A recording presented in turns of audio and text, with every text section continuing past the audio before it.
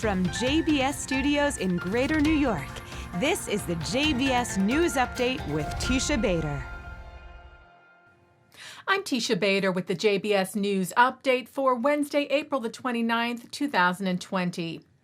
New York City Mayor Bill de Blasio faced sharp criticism and accusations of singling out the Jewish community, responding to a mass funeral held in an ultra-Orthodox community in Brooklyn yesterday for Rabbi Chaim Mertz, who died of the coronavirus, where the thousands of attendees took part ignoring social distancing guidelines.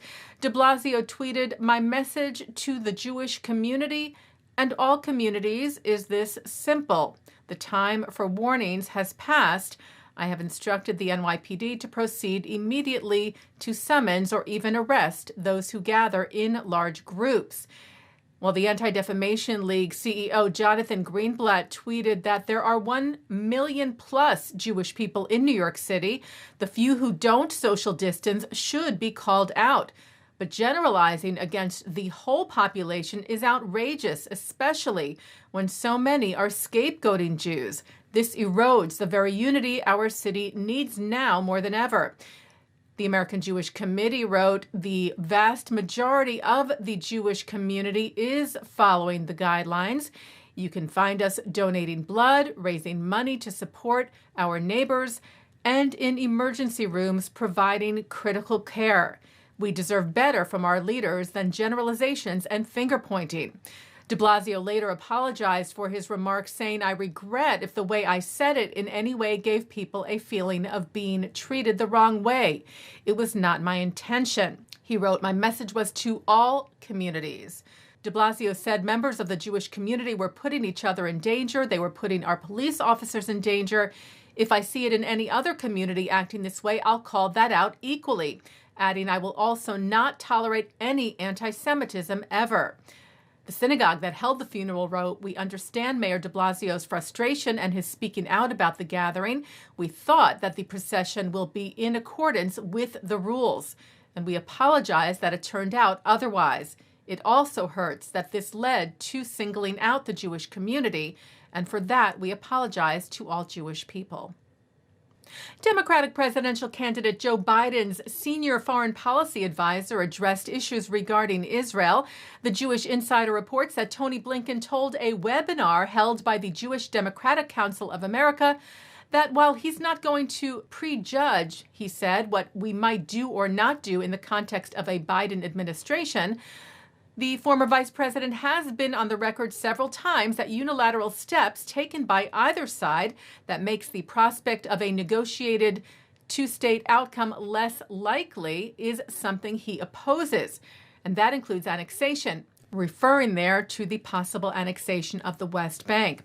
Blinken also suggested that a Biden administration would keep the U.S. Embassy in Jerusalem, saying that reversing the Trump administration's decision and moving the embassy back to Tel Aviv would not make sense practically and politically.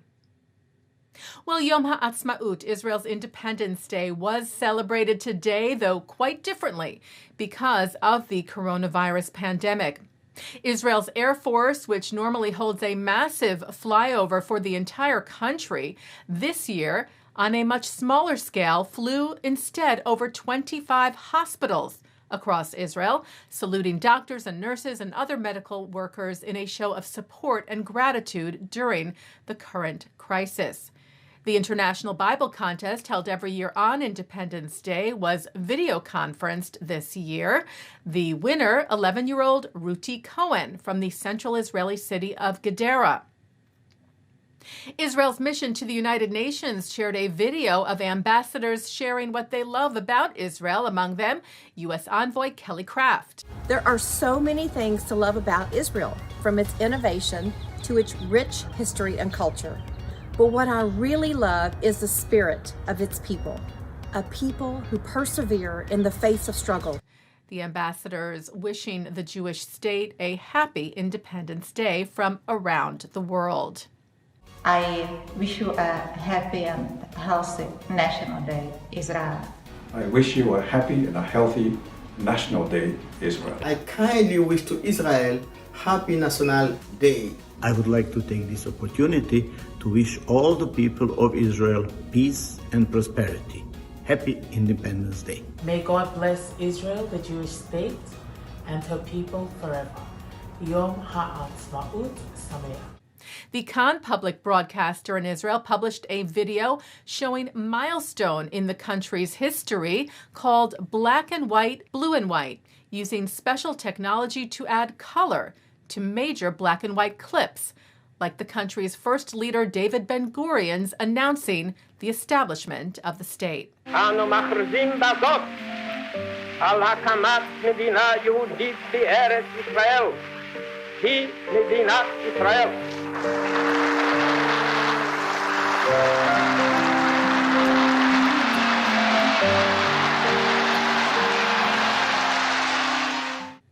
Jerusalem's Mayor Moshe Leon decided that because Israelis were under lockdown for the celebration, he would visit them, stopping by neighborhoods across the capital. Shalom, shalom likulam. Chag sameach, chag sameach. Leon also attended a very special birthday party in Jerusalem in the Nachlaot neighborhood for Shimon Eini, who turned 28 on the day the state was established in 1948 and today celebrated his 100th birthday. Israel's Channel 12 said neighbors threw Eini a surprise party from a distance, and Leon joined in. And a surprise for a Holocaust survivor also to mark Yom Ha'atzmaut. The IDF band and the band of the U.S. Navy put together a video for 92-year-old Abba Naor to mark both Israel's 72nd Independence Day and the 75th anniversary of the liberation of the Dachau concentration camp, which Naor survived, playing for him a rendition of Israel's national anthem, Hatikva, the Hope. It is an honor, sir. 75 years after the U.S. Armed Forces liberated Dachau, we are proud to join our ally, the Israel Defense Forces, on Israel's 72nd Independence Day to play Israel's national anthem, Hatikva, the Hope, for you.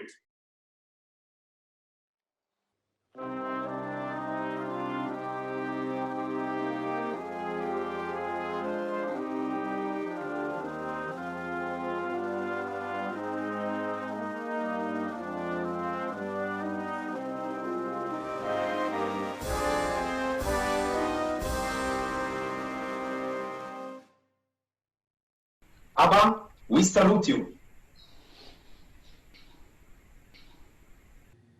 And of course, we celebrate together with the state and people of Israel on this Yom Ha'atzmaut with special programming tonight on JBS, including at 7:30, Harvard Law Professor Emeritus Alan Dershowitz defends the Jewish state. At 9, watch Mark Golub's conversation with the late Abba Eban, who recalls his involvement in the Zionist dream and the dramatic moments leading up to the creation of the modern Jewish state of Israel. At 10, for Yom Ha'atzmaut, JBS presents one of Israel's most beloved personalities and performers, Yehoram Gaon, performing at the Hampton Synagogue, honoring Gloria Cayley's 80th birthday. And coming up right after this newscast tonight, Shachar Azani speaks to Israeli author and journalist Ben-Dror Yamini, who returns to JBS to discuss the current wave of worldwide anti-Semitism and Israel's political challenges as it seeks to form a unity government in the midst of the coronavirus. And that's the JBS News Update for Wednesday, April the 29th, 2020. I'm Teisha Bader. Chag Atzmaut Sameach. Happy Israel Independence Day. Stay healthy, stay well.